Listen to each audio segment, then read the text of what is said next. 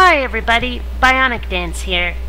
So today we are going to play Kerbal Space Program. I have no idea if I'm pronouncing that right. I'm pretty sure the folks who make it are not from the United States, and so the language, there's probably some language difficulties here, but that's fine. The whole point of the game is that you are building your own rocket ship. It's an open source game made by a bunch of people, and it's a lot of fun. If you are at all interested in space, this is a really fun game to play. Others might find it a bit boring, but let's start by going to the vehicle assembly building and building our rocket. Now, to start with, you have to choose a command module. You can see there are no other command modules available, so we have to pick this one. I think that's because what I'm doing right now is playing a demo of the game and not actually playing, like the final version, which I think they haven't actually finished making yet. So now, to make sure that all of our astronauts don't die when this, lands, we're adding a parachute here. You can see that's the parachute. I put it on top there. And so now our command module is pretty much as ready as we can make it. But what we're going to do is we're going to add a decoupler. What this does is between the various stages of the rocket, it lets you, well, as it sounds, decouple them. It lets you say, okay, release the explosive bolts, and sends the rocket, it sends the stage that's used up away. Now, we're also going to add an SAS module. What this does is it steadies the rocket when things are, out of control. Basically, if you've gone into some sort of unrecoverable spin, that will right you again. Or you can keep it activated and you'll never end up in one of those spins. Not unless you do it deliberately anyway. Now, we have here various options as far as boost is concerned. Now, here we have a solid fuel booster. This thing will just burn and burn and burn and burn and burn. There's no way to stop it. And it's pretty powerful, actually, but it's also prone to overheat. And, I mean, they're okay, but they're not great. So, instead, we're going to add a fuel tank. And then a second fuel tank. And then we are going to add an engine. And now we have this stage and this stage of the rocket completed with a coupler between them, or a decoupler rather. And now we will add yet another decoupler because frankly, this is not enough to get us pretty much anywhere. I've tried, and with only that much on your rocket, you're really not getting anywhere. So now we have a decoupler, and because we're having another stage, it's actually a really good idea to have an SAS module, another SAS module on the next stage. And then we're going to add fuel, and another rocket. There. So now we have all these stages, as you can see on the side, and we are pretty much ready to launch. Now, I already know in advance that this is a pathetic rocket. We actually do need a bit more to get out of the atmosphere. But we're going to do this. I mean, we can still get out of the atmosphere with what we've got, but there are ways to do it that are even better. Now, here we have our 3 astronauts. They will react to what the flight is like. The guy in the middle, for some reason, always seems to be having the time of his life. I don't know why. The other 2 tend to be fraidy cats. Seriously. Now, if you look up there, that's the moon. Only once have I come anywhere near the moon. It is actually really difficult to do. And over here you can see we have the command center and all that.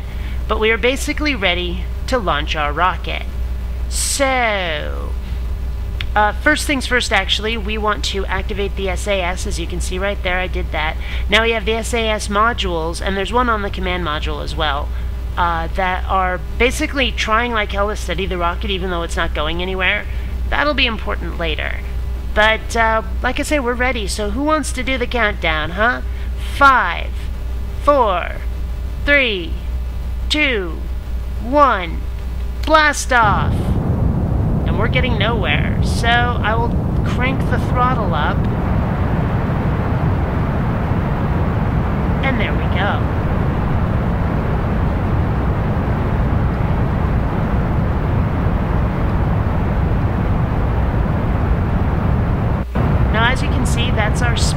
right there, and it says we're still basically on the surface. Eventually that'll change to atmosphere or orbit if we get there. But we're going, what, almost 30 meters per second? That's how many meters up we are. And you can see that guy's terrified. That guy's like, meh. This guy's loving it. I love that guy. Anyway, it's the engine here says it's starting to overheat, but only once have I ever actually blown up a rocket due to overheat. Unless this bar fills up, you're really not going to overheat at all. It's just not going to happen. So you can see we've almost burned through the first fuel tank, and we aren't even out of the atmosphere yet. We're just not, it's not happening. And our speed is going up only a little bit. So, like I said, this is kind of a pathetic rocket. But we're not to the second stage yet. We'll get there. But yeah, so as you can see, that's the atmosphere. And there we have the rest of the planet.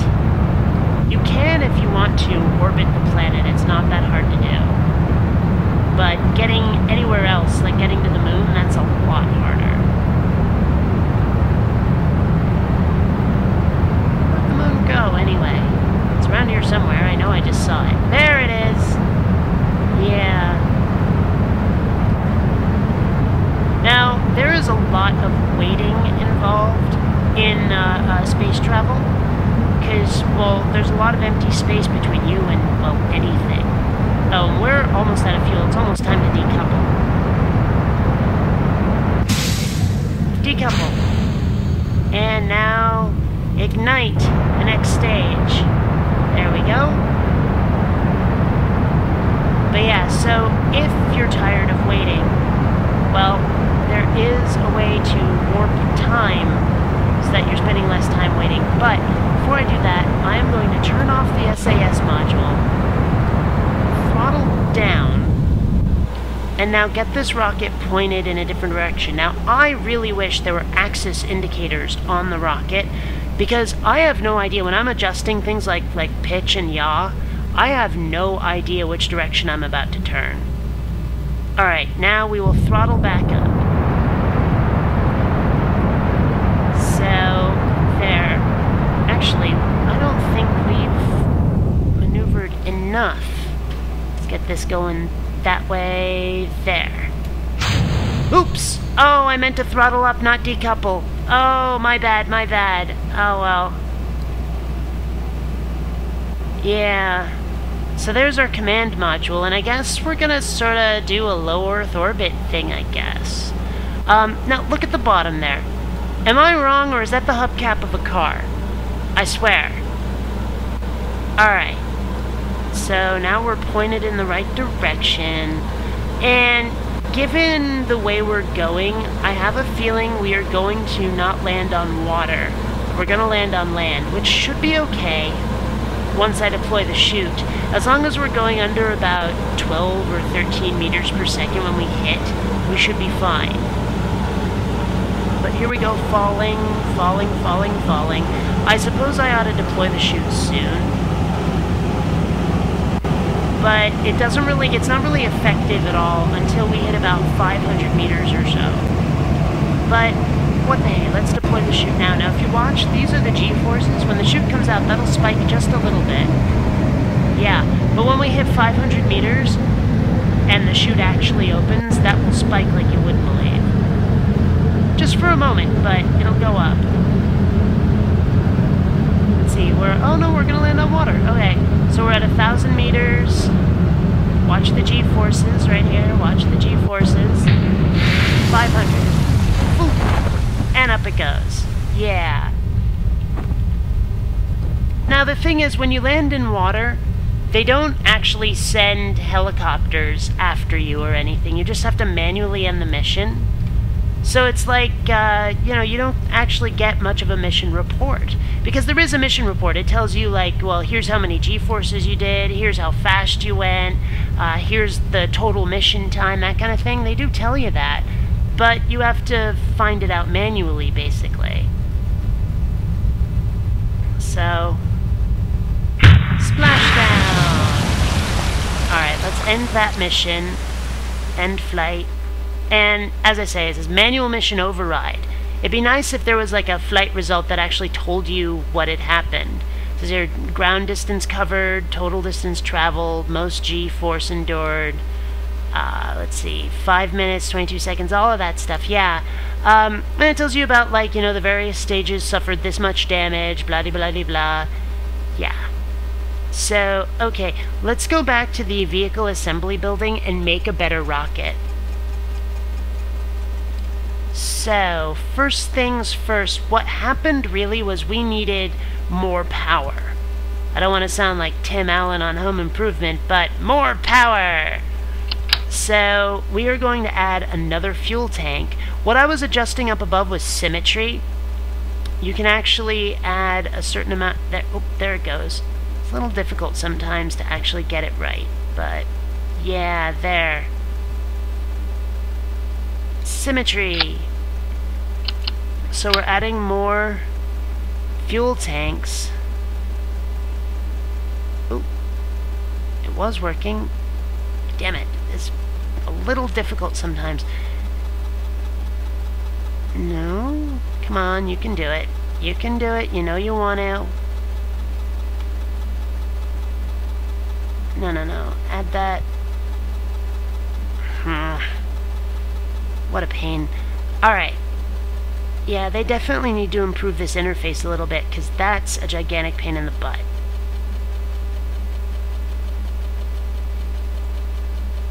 Oh, come on. Alright, hold on.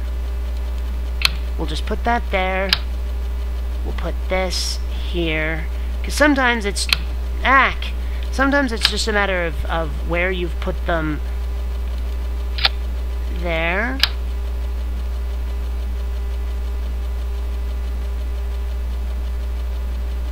Oh. There. Okay. Now we take the engine. This should be easier to do. Yes. Okay. So now we have a rather more badass rocket, which we are going to launch. Remember last time we had to throttle up like quite a bit to make this rocket launch? But I'm not going to throttle up at all. The throttle is going to stay in the middle, and watch what happens. Oh, there we go. But I am going to throttle up, because the first stage of the rocket, you really do use it just to get as far off the ground as you can. I found that's the best way to go, is because if you try to maneuver with the first stage, well, for one thing, it maneuvers like a slug, but for another thing, well, it's just, you know, easier to maneuver on the second stage. Now, as I said, I've only managed to come even close to the moon once, and I'm going to try and do it again. Basically, what that involves, and let's throttle up time-wise, but basically what is involved in trying to hit the moon is after you decouple from the first stage, you maneuver the rocket and don't actually ignite it until you're pointed at the moon. Now, it doesn't appear to me that the moon is actually orbiting. It looks to me like what the moon is doing is sitting still. So you don't really have to lead your target much. Uh-oh. Uh-oh. What's going on? The rocket is turning. That shouldn't happen. The SAS is on. What's going on here? No, that's not right. This doesn't make sense. Oh, hell. Well, we're mostly out of the atmosphere. Let's get this pointed back. Come on. Oh, well, okay. Decoupling. There we go. We're mostly out of the atmosphere. Okay, so there's the moon. Whoa. What is going on here? That's never happened before. I don't know why that was going on. Alright, well, no, the other way. Like I said, you really need, like, X, Y, and Z axis indicators so you know which way is pitch, which way is roll, which way is... Well, roll is easy, but which way is yaw. Alright, there. Now get us pointed that way. Steady out. We're still going up, so that's fine, even if our speed is diminishing some. Pointed that way. Now, pointed Nope, nope, nope. This way. Yes. Alright. Now. Yes. Now. Nope. That way. Okay. Where are we pointed? Where are we pointed? We're pointed there, so we need to go that way a bit more. And then that way a bit more. And then that way a bit more. Oh, we're kind of pointed at the moon. Kind of. Alright, that might do it. Ignite.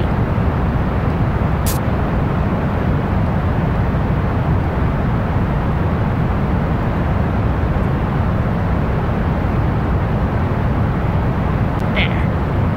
Okay. Look at those two guys. They're terrified. And that guy's loving it. Now, one thing I've found is that you do tend to get a lot more distance if you're not throttled way the hell up, because you use up your fuel tanks pretty quickly that way. It helps if you throttle back and only let your speed be going up a little bit, not a lot. Yeah, that's pretty good. You notice the throttle's way down here, but we're still increasing in speed. You use up your fuel tanks a lot less like that. So we're kind of pointed at the moon. Let me see if I can get this adjusted a little bit better.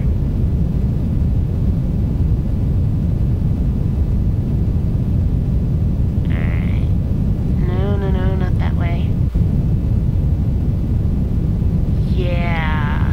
Alright. Well, we're kind of pointed at the moon.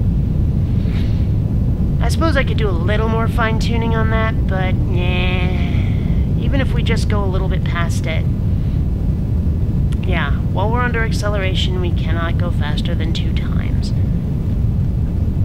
But once we use up all of this fuel, I'll decouple, and then we can speed it up a lot. Because you can actually get up to, what is it, like 10,000 times as far as time is going. Now, last time I actually went way past the moon, simply because of how much time I had going, and I'm hoping I can improve on that this time around. Let's see.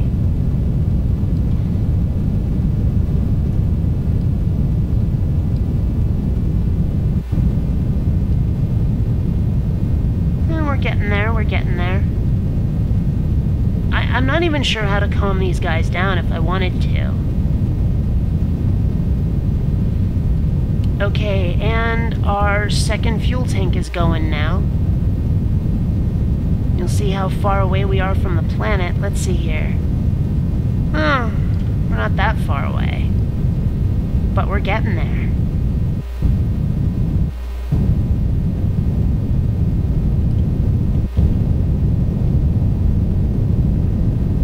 So anyway, if you happen to be like, you know, a space nerd, or if you just love the idea of space travel like I do, this is a fun game to play.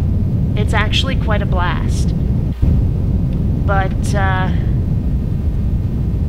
you know, I assume that the full version that they're still working on, rather than this demo, is a lot cooler. Like, you probably have other command modules that you can make. You might have, like, a LEM, like a landing excursion module for the moon.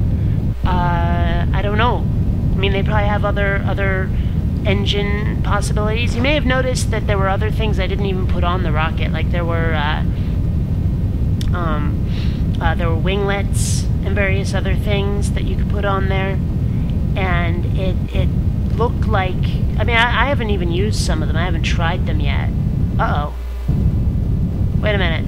Are we moving, or is the moon? Something seems to be drifting. Maybe it's just that nebula. I don't know. I can't tell. Maybe the moon does orbit, but we seem to be moving relative to the moon somehow.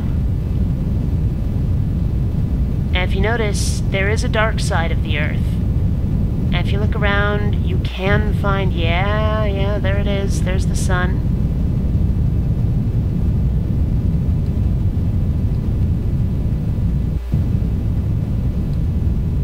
Alright, so, but yeah, I'm assuming that there are, like, ways of playing this game or better things that you can do on the full version, which I'll have to get my hands on at some point.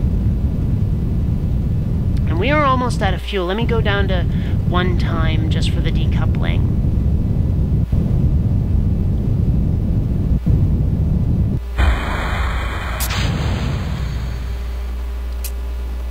So yeah, and there's the hubcap again.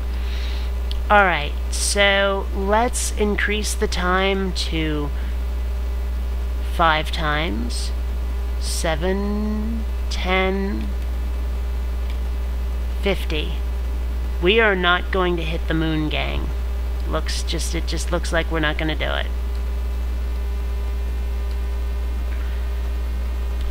Which means that I am going to have to manually end this game at some point.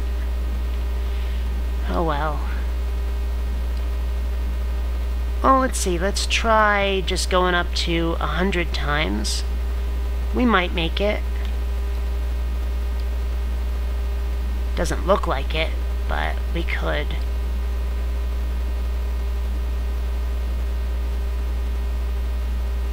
I don't know. It's hard to tell.